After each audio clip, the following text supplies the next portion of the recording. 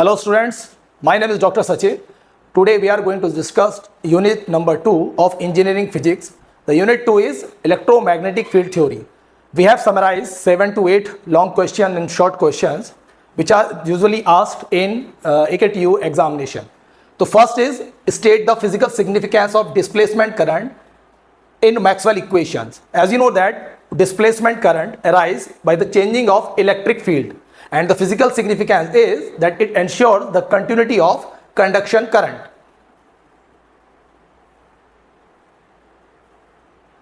The second is an simple numerical. An electromagnetic wave frequency of 10 megahertz is incident normally on a good conductor with conductivity sigma is given, permeability is given, and skin depth is asked. So you know that the formula of skin depth delta is equal to under root 2 upon mu omega sigma. Linear frequency f is given, so we can calculate omega 2 pi f, and sigma conductivity as permeability is given. Then we can apply directly in the formula and you will get the skin depth delta is equal to 2.1 10 to the power minus 5 meter. The third question is explain the term skin depth with necessary formula. The simple definition, as you know that what is skin depth? The distance, as you know that when electromagnetic waves enter the conductor, the amplitude of electromagnetic waves decreasing. So skin depth is the distance where the amplitude of electromagnetic wave falls to 1 upon e times of its surface value, and the formula of delta is equal to under root 2 upon mu omega sigma. The fourth one is the why Maxwell proposed the modification in Ampere's law. As you know that the old Ampere's law is valid only for time independent field, and it is not valid when field is changing with respect to the time. So to include the time, Maxwell modified the Ampere law and he introduced the term that is displacement current.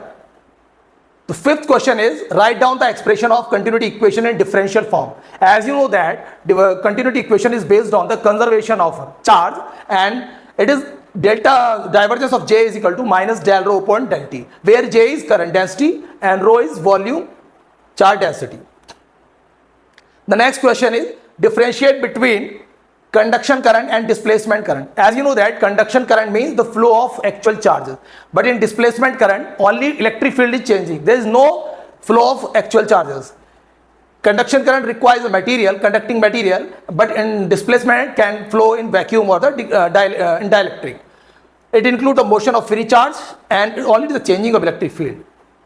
The next one is the what do you mean by the Poynting vector? As you know that Poynting vector represents the flow of electromagnetic energy per unit time per unit area, and it is denoted by P or S, and S is equal to E cross H. E is the electric field intensity, H is the magnetic field intensity, and the direction of S will be perpendicular to E and perpendicular to H, or you can say the S will be in the direction of the propagation. Now we have summarize the 7 marks long question. The first one is very important, that is the Poynting theorem. As you can see, this question has been usually asked 2025, 6, 24, 25, 23, and different types. You can see that sometimes it's asked work energy theorem. So what is the Poynting? First of all, we have to define the Poynting theorem and Poynting vector. As we have defined earlier, that Poynting vector is the represent the flow of electromagnetic energy per unit time per unit area, and S is equal to E cross H. After defining this, we will go to its proof. How we will prove? Using the Maxwell equation. We usually use the most important Maxwell equation 3 and 4, that is curl of E is equal to minus del B over del T. Here we have put the value B is equal to, you know that B is equal to mu H. We have put the value B is equal to mu H, and fourth one equation is that curl of H is equal to J plus del D over del T. Here we have put the value D is equal to epsilon E. Epsilon is a constant, comes out from the differential. So as you know said, we are going to prove a relation for E cross H. To remember this derivation, we have used the trick that we are going to prove derivation for E cross H, and in this equation we don't have H. In this equation we don't have E. So what do we take it here? We take the dot product of this equation with respect to H, and here E is missing, so we will take a dot product with respect to E, and we will get these two equations 3 and 4. Then what we will do? We will take equation 3 and equation 4, we will subtracting such that after equal all the terms should be in negative terms. So when all the term will be negative, before equal you will get divergence of E cross H. That means you will using the vector identity, divergence of E cross H is equal to H dot curl of E minus E dot curl of H.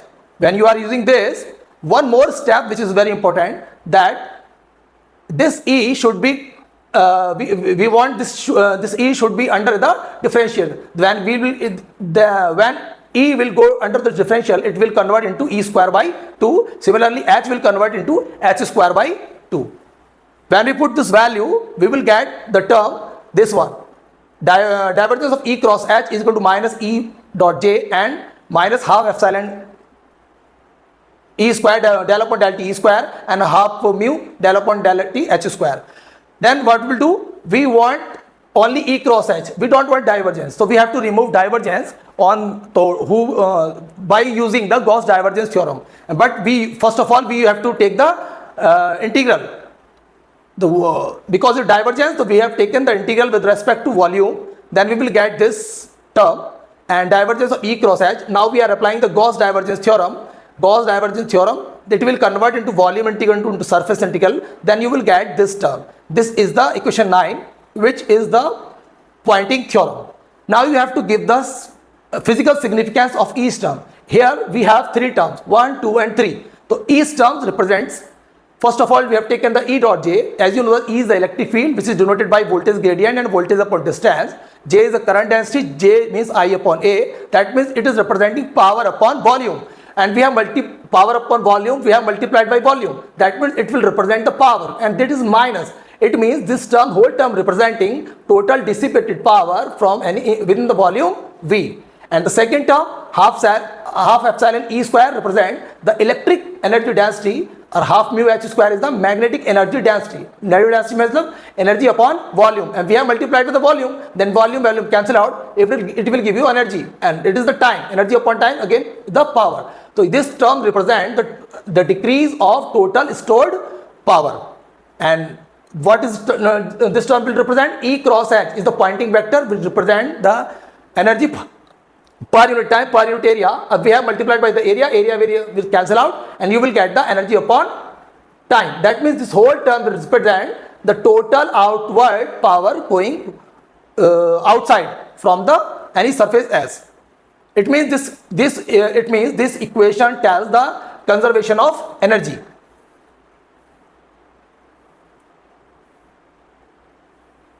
We have discussed this one. Now the second next question is a very important numerical, that 100 watt lamp, sodium lamp radiating its power, calculate the electric energy, magnetic distance at a 5 meter from the lamp. You will get the value may be changed in the numerical 5 or this one. But how can we solve this equation? In the basis of this numerical is based on the Poynting theorem. As you know that Poynting theorem, if there is there's a lamp, we are putting here lamp here, and here's 100 watt lamp, and here we have to calculate 5 meter distance. We have to calculate E and H. We have to calculate. That means, so first of all we have to calculate the Poynting vector P, that is comes at 100 watt lamp upon area. This is the wavefront of this lamp is spherical. That means it will make a sphere of radius 5 meter. That is 4 pi r square. R here r is 5. So this will give you the power. And Poynting vector is E cross H. You will get the E cross H, this one, when after calculating, and EH is EH sin theta. Sin theta is this, and E and H both are the perpendicular. That means theta is 90 degree. Then you will get EH. EH, you will calculate this value. And as you know that one more important constant, that E upon H always equal to 377 ohms. So equation 1 you will get from here, equation 2 you will get from here, and when you multiply you can calculate the E and H. Now come to the question number 3. Explain the principle of conservation of electric charge and discuss its importance of electromagnetic theory. This is the question of you have to prove the equation of continuity, which is based on the conservation of charge. According to that, in any isolated system, total charge remain constant. It means if we have any volume, That means, and in this volume contains q charge and some current is going outside, the total outside going current will be equal to the total decreased charge per unit time. So total decreased charge per unit time is q is there, so minus dq by dt, minus representing the decreasement. Outside current, if J is current density from this area element, it will give you JDS outside current, and from total area you will create the integral J dot ds. It is outside current, it is decreasing in charge per unit time. So according to conservation of charge, both equation will be equal. And you have make the both equation equal, and you have if q is rho is the volume charge density, then total charge can be written as q is equal to rho dV. When we put the value, you will get this equation. And here the surface integral is the volume integral. Applying Gauss divergence theorem, it will convert into surface to volume. Then we look at this. This equation is true for all volume. So we can write divergence of J plus del rho upon del T is equal to 0, which is the proof of equation of continuity. Now the next question is propagation of electromagnetic wave in free space with the help of Maxwell equation. As you know that we have the 4 Maxwell equation. Divergence of D is equal to rho, the B is equal to 0, curl of E is equal to minus del B over del T, curl of H is equal to J plus del D over del T. First of all, we have to write Maxwell equation in free space. And free space, is specified as rho is equal to 0. Here B is equal to mu H, D is equal to epsilon D, E, and J will be 0 because in free space sigma is equal to 0 and J is equal to sigma E. When we put the sigma is equal to 0, then J will be 0. Then this equation will convert into free space, that divergence of E is equal to 0, divergence of H is equal to 0, curl of E is equal to this one, and curl of H is equal to epsilon naught E del E over del T. So to prove the Maxwell wave equation, that means electromagnetic wave equation, there will be 2 equations, one for E and one for H. So we will take the equation for, first of all we will prove for E, so taking curl of this equation number 7. Then we taking the curl, then we will get this one. Curl E is equal to minus mu naught del upon del T. And curl of H. And curl of H we are here. So we will put the value from 8 in this equation and you will get this one. And we will use the vector identity that curl A is equal to gradient of divergence of A minus delta square A. When you put this value, and here we will putting, and here divergence of E. We just proved that divergence of E in free space is always 0. So we will put this value, divergence of E is equal to 0. Then you will get, this term will be 0 and you will get minus and this one. And minus cancel out, you will get del square E is equal to mu naught epsilon naught del square E by del T square. Similarly, we can prove for H square. But in exam, because it marks contains 7 marks, you have to prove completely for the H also. You cannot write like similarly. So similarly, you will get for H also del square H upon this square. So this equation can be compared with the general wave equation. You will get this here, and here is representing the velocity term. You will get, and 1 upon v square will be equal to mu naught epsilon naught. Start. Yes, this is the, so we have compared these equations with the general wave equation. Then you will get, this is the velocity term here written here, and it will comparable.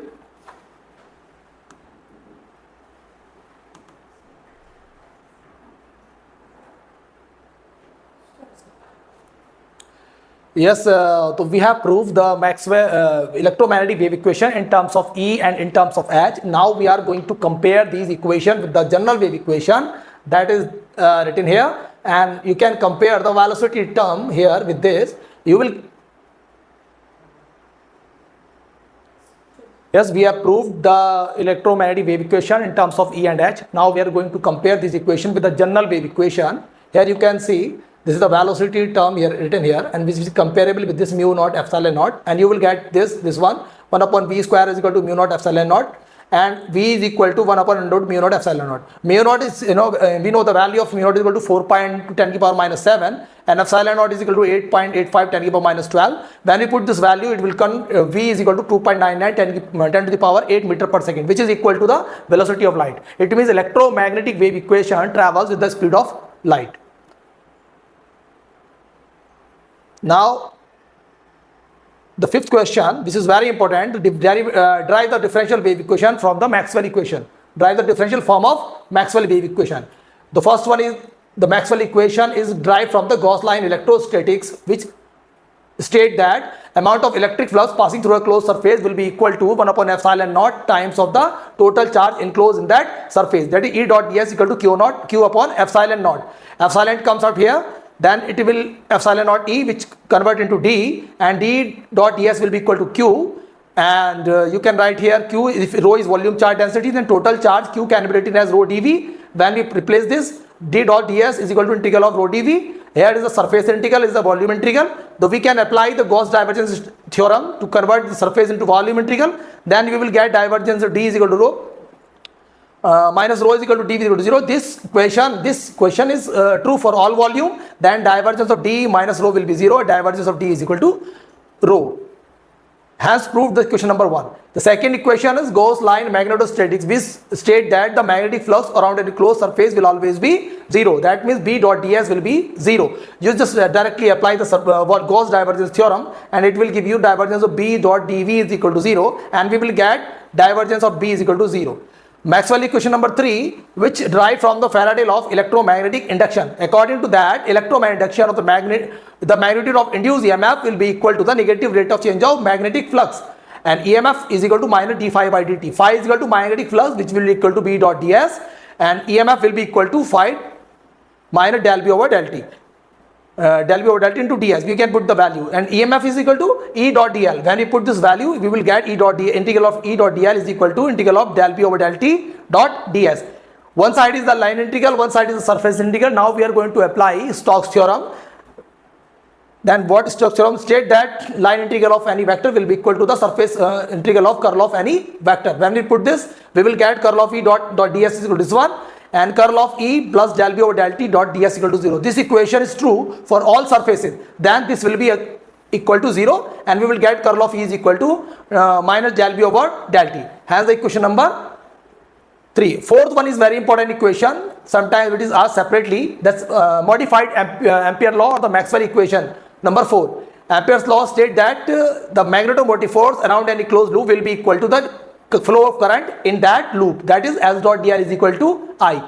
When we put if J is current density, then total current can be written as S dot dl is equal to J dot ds. Here is the line integral, here is the surface integral.